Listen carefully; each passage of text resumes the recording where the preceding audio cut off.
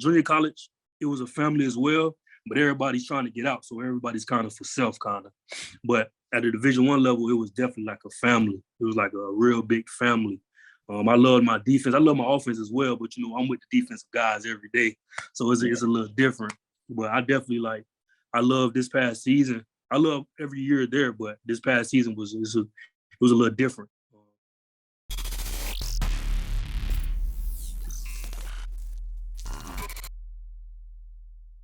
Welcome to Call the Huddle. My name is Xavier Gussett. Today I have an interview for the NFL draft. Shakel Brown, he's defensive tackle from Troy University. He played 2 years at community college after playing high school in Florida, and 3 years at Troy after transferring after that. And before declaring for the NFL draft this offseason, he's racked up 36 tackles, 6 tackles for loss on top of that, and 4 sacks this past season with Troy and their great defense. Welcome, Shakel. How you doing, my guy? How you doing? Doing pretty well. I'm glad to talk to you. I'm real hyped to talk to. I know you got a lot to your game, but I want to start with a couple quick, just like icebreaker questions to get everyone watching to know you as a guy off the field. How's that sound? Yes, sir. Sound good. All right, man. First one. This is a tricky one, so get ready for it. Jordan or LeBron? Though, who are you picking and why?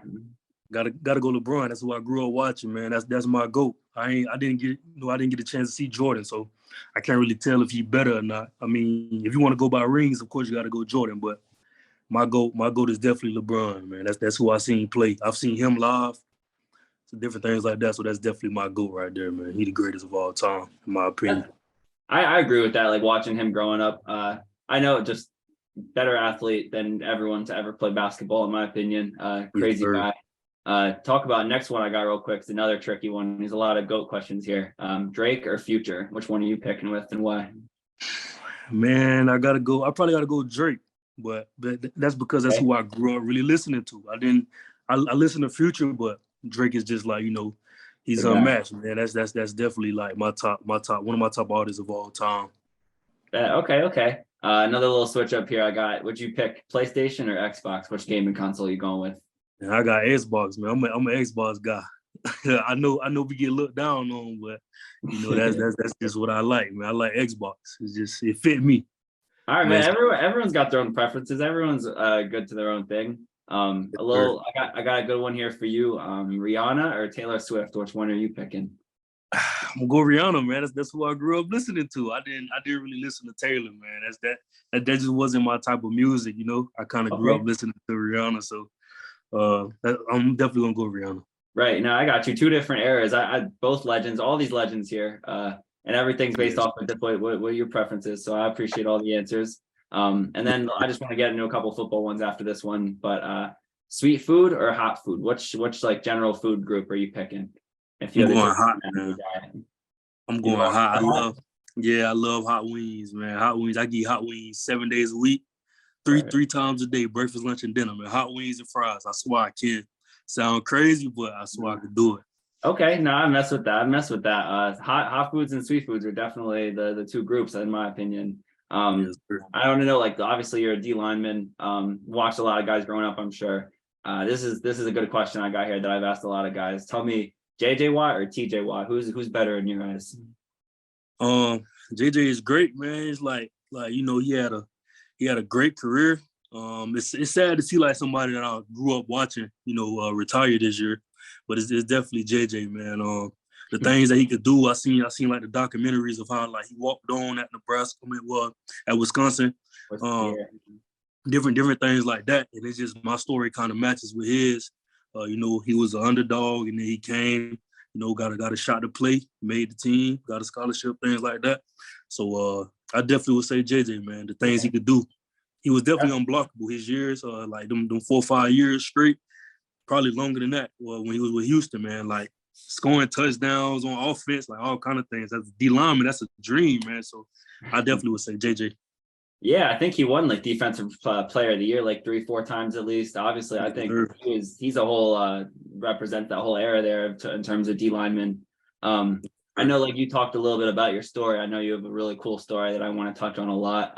Went to community colleges and stuff like that. Before I talk about that a little bit, I just want to ask, I know you played defensive lineman a lot. Just tell me if you could play a position other than D lineman, whether it's offense, defense, or even like special teams, whether it's kick returner or something. What football position are you picking and why?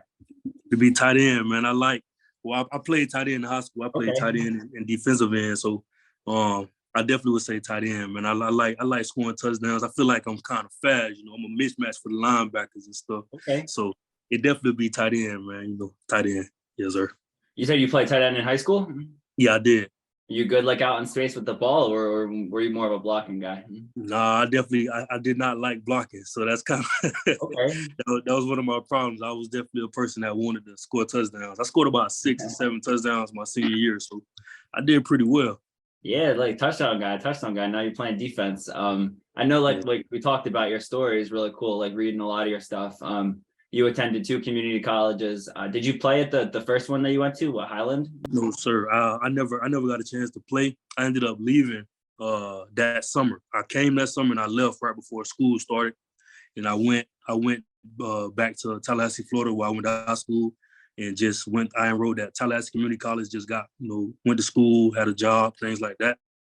Okay. And then that's when I ended up going to Mississippi. And I actually walked on at the college in Mississippi, and I earned a scholarship there within like a couple weeks. I did a private workout with the coaches, but they knew I was coming, but they only could allow 8 out-of-state kids. So I just told them I was coming and I was going to earn a scholarship. So I went and I earned a scholarship within a couple weeks of me being there. Wow, that's really cool. Tell me, like, then obviously you went to the 2 community colleges, played football. Just tell me, like, how did you get to Troy then? What was the process of coming and then obviously the staying the 3 years? That was like really like the top school that was really giving me a shot out of JUCO. Coach Davin Williams, he was my D-line coach, and he like called me every single day. Like I had other schools, of course, but Coach Davin Williams, man, he was like on me, and he was just showing me like, I want you, and that was like something I didn't really get during my college career. Like I always felt like I had to pursue coaches, like so I can get on somewhere. And I finally had a coach that was like trying to take a chance on me, that wanted me, that believed in my ability, So that was like a big reason of me committing to Troy, and it was like one of the best decisions of my life.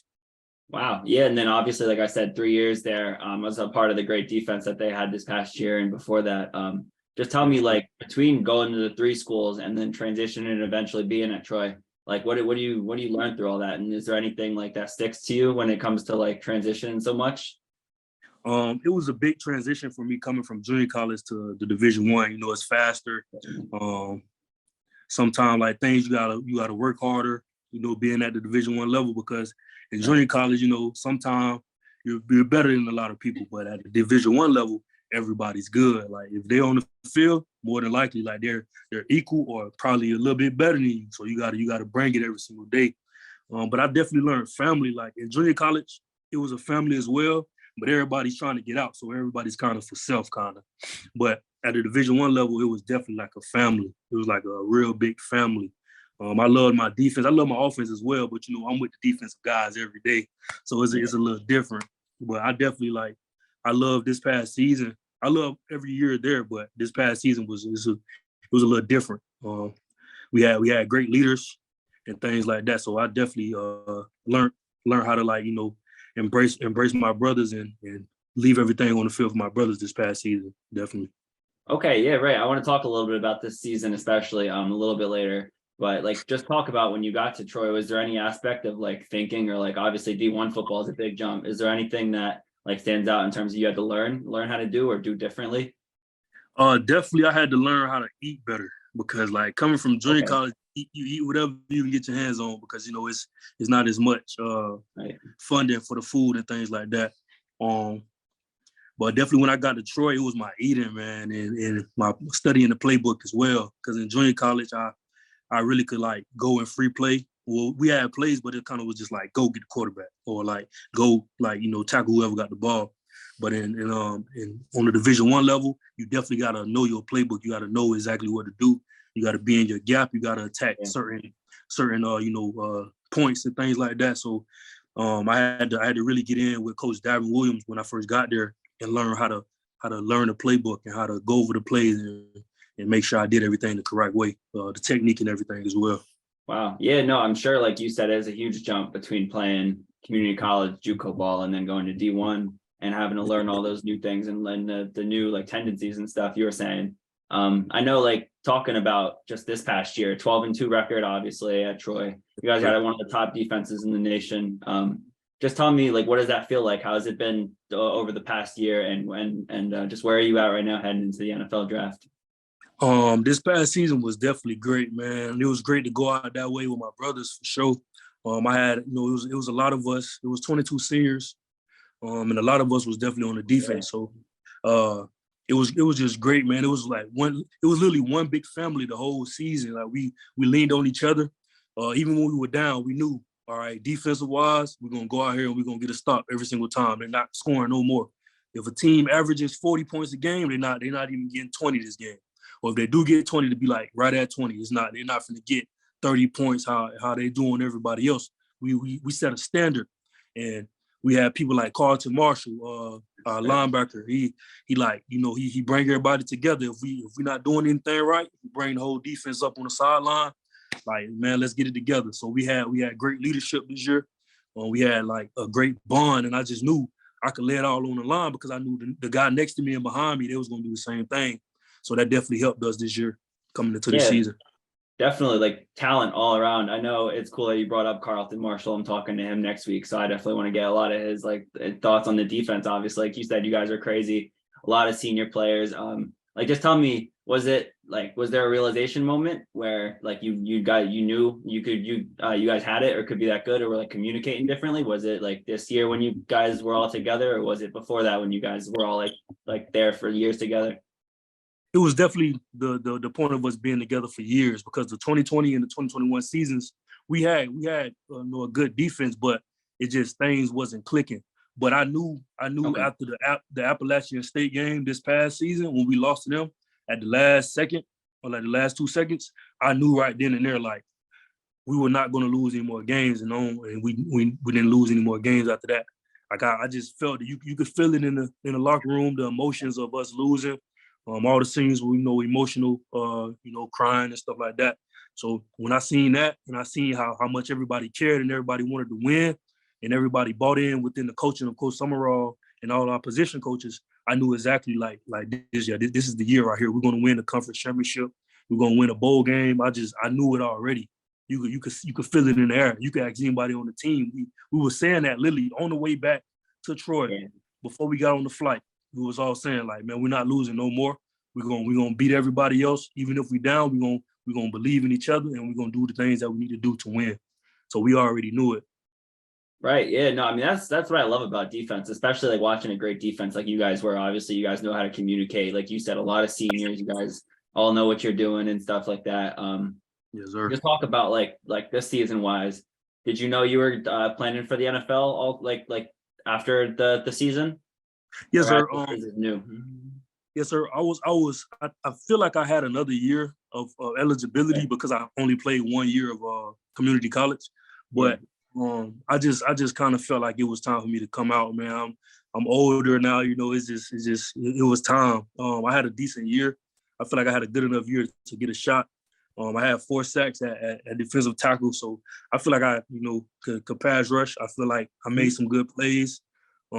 Strip sacks, things of that nature. I feel like I had a great last game of the season against UTSA. So I felt like it was just time for me to come out. And then we had a great defense, so that should also bring some different, scouts in like that. So I knew for like pro day and things like that, I would definitely have a chance to show my ability, my athleticism, and the things that I could do. So I just knew it was time to come out. Wow. Okay. I know like after all that, I want to talk a little bit just about like growing up. Was there ever any other sports for you, or was it just football growing up? Actually, I played basketball up until 12th grade. I didn't play football. I played like park football. How you play it growing up until 8th grade. Because in Miami, Florida, where I'm from, you have to play. We don't have middle school football. We have park and recreation up until 8th grade. Okay. So I played in the neighborhood at the neighborhood park up until 8th grade, and then I just went strictly to basketball because I shot up. My 8th grade year, I shot up to 6'2", So I was just, I was dunking and everything already. So I just felt like I was going to the NBA, man. I didn't want to play football. I was skinny at the time.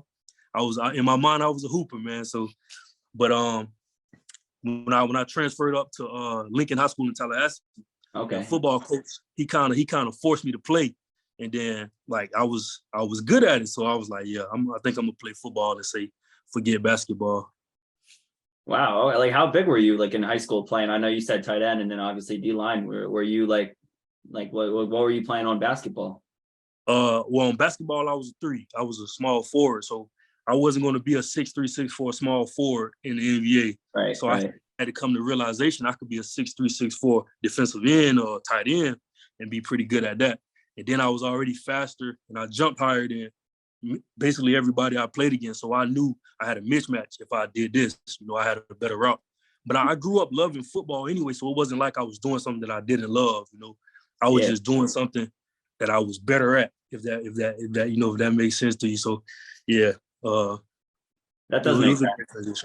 Yes, sir. I mean, obviously, that's like something that most high school players don't think about. Obviously, was that something like that you were thinking of, or was that something that other guys were telling you that like you had more of a chance to be football player at the next level than basketball, obviously, or was that something that you were thinking on your own?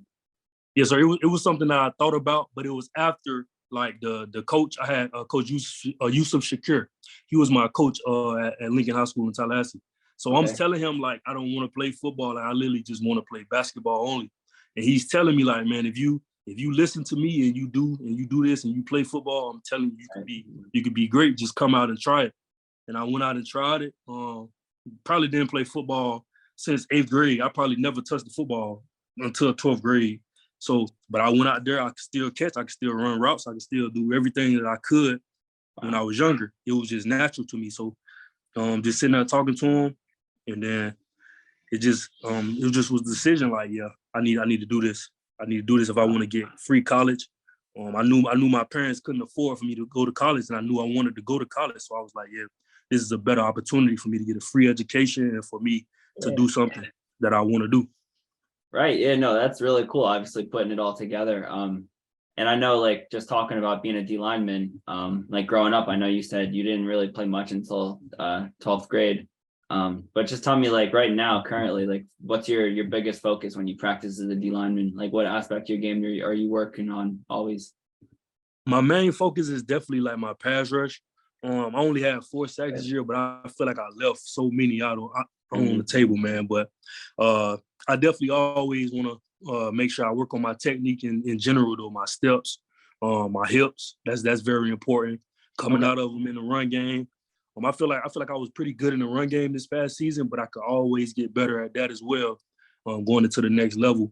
But it'd definitely be pass rush, my main focus for this offseason, and showing the scouts that I could pass rush, that I'm quick and I can move as well. I'm not just big in a run stopper. I need to be an every down guy instead of just a 1 through to 3rd down guy. I need to be every single down.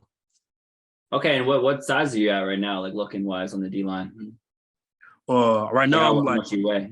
Right now I'm 295 at the moment. Oh, okay, and like 6'2" still, like you said. No, I'm 6'3". Well, I measured in. I just went to the bowl game. They had me at 6'3.5". Okay, gotcha. Like when's do you guys have a pro day scheduled yet for Troy? Yes, sir. March 21st at 8:00, 8 in the morning. Nice. Tell me like what workout numbers you expecting? Have you like worked out? Obviously, like what numbers you expected in terms of certain things? I'm definitely going to do 30 on the bench press. I'm definitely going to do that.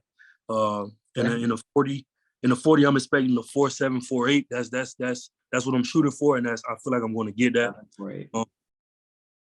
My vertical, I've already jumped to 32 already with no training. Like that was first day I jumped to 32 at my side. That was pretty good. I definitely did not expect to jump to 32 at almost 300 pounds, but I jumped to 32. Okay. I don't know my other numbers. I don't know how the other numbers go as far as like the L drill and the 5, like 10, 5 stuff and everything. Yeah, I don't know how that go, but that's the things like that we work on, throughout the weeks. I work out twice a day. Early in the morning I go and we work on things like 5, 10, 5, the 40 start. my verticals and stuff, and then the second workout would be like a power workout with weights and things like that. But I feel like I should have some great numbers though, some pretty good numbers that'll make people look and be like, okay, who is this guy? He's not high on our radar. He's not pretty high on our radar, but he got some great numbers. So let's get him in, for a training camp invite. Let's see what he could do. And that's all I need is a shot. Yeah, no, certainly. I know, like, you talked a little bit about why you entered the draft, and obviously how much like your personal thoughts of being an athlete and stuff. And I mean, like you said, you put up 4 sacks this past year, pass rushing and stuff. And obviously, all the athletic numbers are just going to make guys in the NFL want you more. And obviously, everything's coming together. It's a long off season, but I love the draft. I love the draft process and everything that comes with it. I know, like we talked about, 3 years at Troy and then community college before that, obviously. I want to get into a couple of fun questions here a little bit. Just tell me, like, is there anyone that stands out in terms of like being the best player, the best athlete that you played against, like raw talent wise, or like anyone that you played with? I would definitely say played with, man. It'd be 2 people. It'd be my guy Will Cholo, who played D-line with me this year. Man, that's like one of the most technically sound person I've ever played with. I would ask him questions, like we would ping pong things and different things off each other. That's definitely a guy that I really like learned a lot of defensive line things from. He's like one of the most hardworking people. He's a great leader, man. He was like the leader in our defensive line group because he was there for 5-6 years at Troy, 5 years. So that was his defensive line room. Like, okay, I've been here. I've been a starter since I've been a freshman. So this thing is gonna go. I'm gonna make sure like this is a well tight ship. It definitely will be him, and it'll definitely be Carlton Marshall, man. How could you not say Carlton Marshall, man? He like one of the greatest linebackers to ever do it, man. So right now, man, that's why he's a beast. And I mean, he's small for a linebacker, but obviously a heck of a player. Talk about like being in practice with him. Is there anything that like stands out like that you see like when you got there? Man, like from day one, he embraced me. First of all, like he never, like he's like the most cool guy ever, man. He can hang with anybody. He can hang with the kickers, the quarterbacks. He can hang with anybody. Carlton like blends in with everybody well. But on the field, man, he's a great leader, man. He's very vocal. If things ain't going how it need to be, Carlton gonna make sure everything is well. So, but he's definitely like a great guy, man. He works so hard. Carlton, like he knows exactly where everybody needs to be. So sometimes if I'm messing up and I don't know what to do, he'll come slap me on my hip like, man, you need to be right here in the 3 instead of a 2 hour, or you need to be in a 5 instead of this. And I'd be like, man, how do you know what I need to do? Like, but it's like literally he's like he knows exactly what everybody on the defense need to do, and he's just very vocal, man. He's a great leader, man. And I was blessed to have somebody like that on my defense this past season. So those 2 guys right there, Will Cholo and Carlton Marshall, those 2 guys right there definitely made like my last year like way better than what you would expect your last year to be. But they just made it like great, man. It was a perfect ending for my last year. Definitely, man. I mean, like I said earlier, obviously when you got a bunch of seniors, like just what you spoke to there, they all know what they're doing, and you guys obviously had a lot of great leaders in that locker room. Yes, sir. A little bit of a cool thing. I know you wore 21. Did you wear 21 your whole collegiate career? Yes, I did. Well, actually, in junior college, I wore 45 because we didn't get to pick when I was in junior college. But nice. I wore it in high school, and then when I transferred to Troy, they were asking what number that I want, and 21 was available. So I said, yeah, let me get 21. I didn't want like 90 or nothing because I never wore that before. I've always had like either a single digit or I've had 21 because that's what I had in high school. So it was available, so I chose it, and that's what I stuck with. I could have changed it and got a single digit my last year, but I was like, man, I done played 2 years with it. I'm gonna just go ahead and keep it. It's like this is what I'm known for. I'm known for wearing 21. 21 is real cool, man. As a pass rusher, it's not like you're trying to be like a running back or nothing, but obviously that looks real cool. And then, like you said, 4.5 is even a cool number for like D lineman wise. Yes, sir. I know, like just talking wise, you talked a little bit about like the scholarship aspect at the beginning of your career.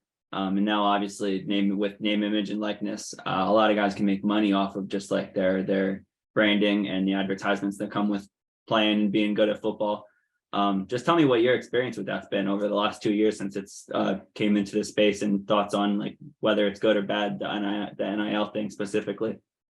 It's definitely good, man. Because some guys could like, okay, if they come from a less fortunate family, if that guy is making some good money and he can take care of himself, he can help his family out, with different things. But unfortunately, I wasn't able to get any NILs, man. I guess I wasn't the top guy or anything. But it's all good. But it's definitely a good thing for certain guys because certain guys could definitely take care of themselves, get the things that they need, like the essentials that they can't get within the school or not, or things like that. So I definitely feel like the NIL thing is a good thing. I don't like how it's like persuading different guys to go to different schools, but I still feel like it's a good thing as far as being able to help the athletes out, because I feel like we always needed some kind of compensation other than, I know we get a $250,000 scholarship, but man, I also need like different little things too when I'm not here getting this education, It's a lot, so man. Yeah. it's a good thing. Obviously, like being a D1 athlete in general is a lot of responsibility. I'm sure, like you said, you need a lot of money and something that comes with a lot of responsibility off the field.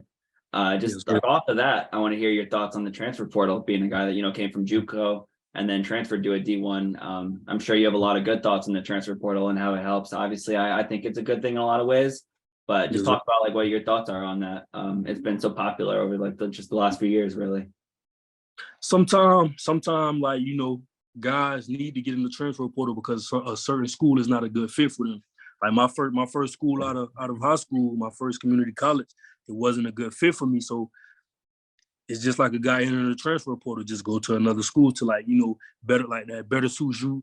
If it's your playing style, if it's, if you want a different type of environment to be in, the transfer portal is a good thing. It's an outlet for the guys that feel like they need something different to make sure they could, maximize their ability on the field. Whether it's they're not getting playing time and they feel like they should, you could see if you could go to another school and get some playing time or different things like that. So the transfer portal is definitely a good thing for the guys that's coming now. I feel bad for the guys that's trying to come out like since COVID happened, because a lot of guys, had to play again, had to play another season. So that's kind of bad. But other than that, the transfer portal is pretty good though. Okay. Like I know obviously it's a big thing today, like especially JUCO guys and high school guys. I know like the transfer portal, a lot of people say takes away from them a little bit. And like guys coming out of JUCO coming first, second year, and then you got guys coming from like other big D1 schools that are in their fifth or sixth year transferring. Tell me just a little bit about like going to JUCO. Why was it the right advantage for you, and why was it right for you looking back? Well, first off, like my grades wasn't the best coming out of high school, so I kind of had no choice but to go JUCO. Okay.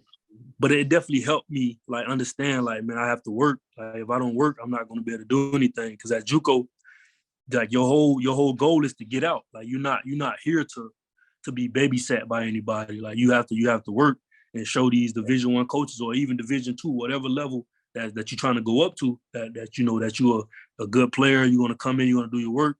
So that was real big with me. I had to make sure I did all my work. I had to make sure my grades were good this time around. So it would be no more questions about me. I didn't want to be a guy that was known as a guy that didn't go to class or didn't do, X, Y, Z. I wanted to be the guy that everybody could say, all right, he's dependable. Like, he's going to go to class. You don't have to worry about coming to find him sleep in his room because he's not in class or anything like that. Yeah. So I had to just make sure that was like a big thing for me. But I definitely learned that from junior college. Like, school is very important. Your grades is a top priority, and that's what I learned right there. Yeah, no, obviously, it is pretty cool. Like I said about your story, going to the two of them, and then going to Troy and having your career, and then everything you're doing now. Obviously, it's really cool stuff. I got just one more here right before I let you go. I appreciate the whole time I've been with you and everything you've done and said. It's been a fun time, man. Yes, sir. So just going off of like the JUCO stuff, like looking back on your career now, if you could go back and tell yourself in high school, like anything that you felt like you learned too late or something, like what's any advice you'd give to younger players out there looking at football? I would definitely say play football because I didn't play football until 12th grade. That was a mistake on my behalf. Right. I would say do all your work, man, and go to and try to be, in front of the class and make sure you do everything the right way. Don't wait till 11th grade to try to get your grades right, because your GPA may be too low to get to these colleges that want you. You can have the coaches that want you, but they can't offer you if you have a 2.1 GPA or something like that. So it's definitely grades. It's definitely make sure you work hard on during the off seasons. Man, leave it all on the field, man. Don't leave nothing. Don't leave nothing in the tank, man. Leave it all out there every single day, in every single game. Practice hard, and just try to be the best version of yourself. Yeah, man. Obviously, it's a big responsibility, like we've talked about, and I'm excited, just for the next couple of years of college football and the NFL, and see how football with branding and social media and everything, how that progresses and changes. Like I said, kids coming out and stuff that are younger. Yes, sir. I appreciate all your time, man. Like I said, you gave a lot of great answers and everything. Like I said, good luck until the draft. I know you got a lot going on, a lot of busy stuff. So, like I said, I appreciate you coming out and talking with me for a while, man. Yes, sir. Appreciate you. Thank you for having me.